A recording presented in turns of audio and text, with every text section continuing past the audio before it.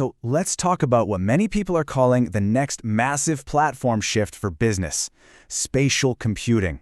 And look, this isn't just another incremental update. We're talking about a complete reinvention of how we interact with data, with each other, and with the world itself. And hey, when Apple makes a statement this big, you know things are serious. With the launch of their Vision Pro, this whole idea jumped from science fiction to an actual product you can buy.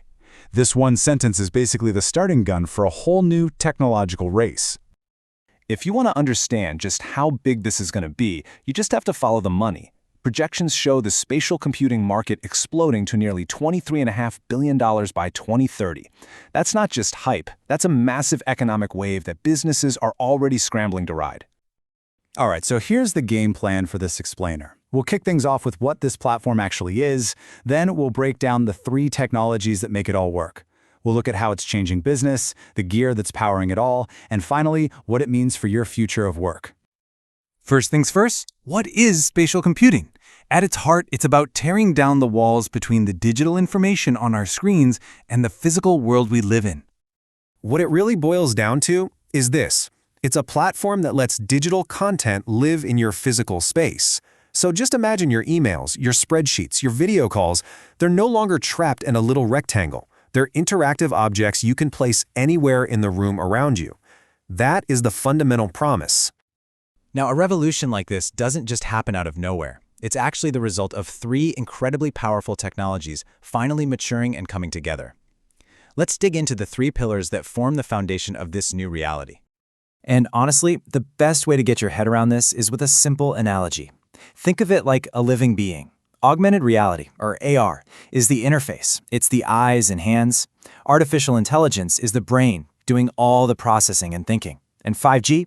That's the nervous system, firing messages back and forth in an instant. So let's start with that interface, AR. This is the magic window, right? It's the tech that lets us see digital information overlaid onto our real world, whether we're looking through a headset, a pair of smart glasses, or even just our phone. It's literally how we see and interact with this new digital layer. And this is way beyond just gaming. In the business world, as you can see right here in this higher case study, AR is already being used for everything from remote assistance to complex training. It takes incredibly complex data and makes it simple, visual, and actionable. Okay, so you've got the interface, but you need a brain to run the show. That's where AI comes in.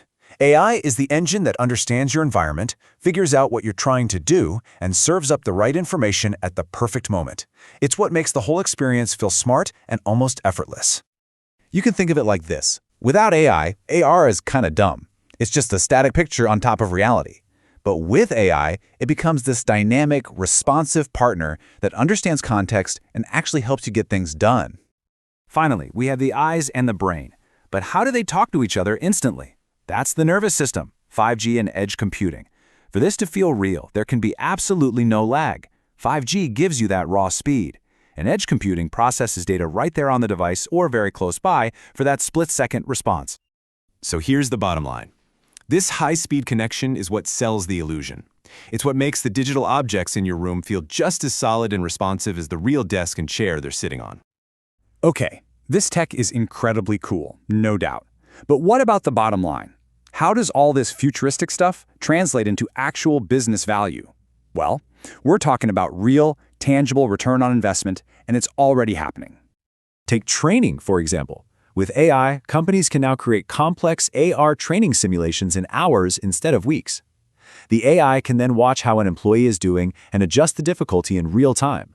It's no wonder that over half of IT leaders are already using this kind of tech. And remote collaboration? It's getting a total makeover. Instead of tiny faces in a Zoom grid, you can have life-size digital personas of your colleagues in the room with you. Just picture a field technician getting stuck, and an expert from thousands of miles away can literally see what they see and draw instructions right onto their field of view. It's a total game changer.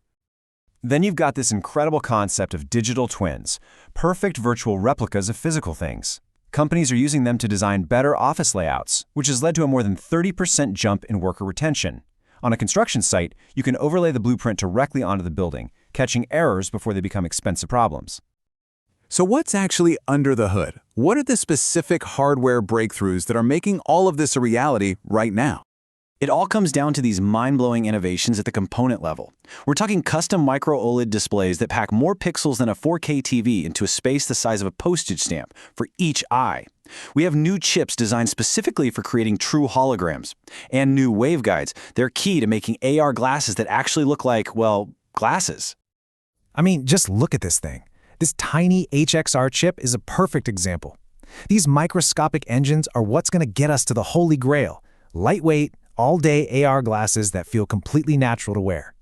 And of course, you've got all the major players building out this ecosystem. You've got your platform giants, Apple, Microsoft, Meta, Google, setting the stage.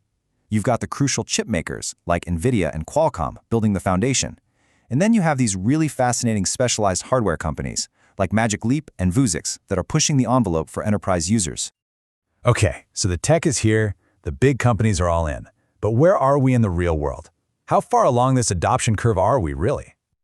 This chart tells the story perfectly. Look, only about 10% of these projects are fully deployed at scale. But, and this is the key, a massive 79% are in the trial or pilot phase. So what does that tell you? It means we are in a period of intense experimentation. The momentum is building, and it's building fast.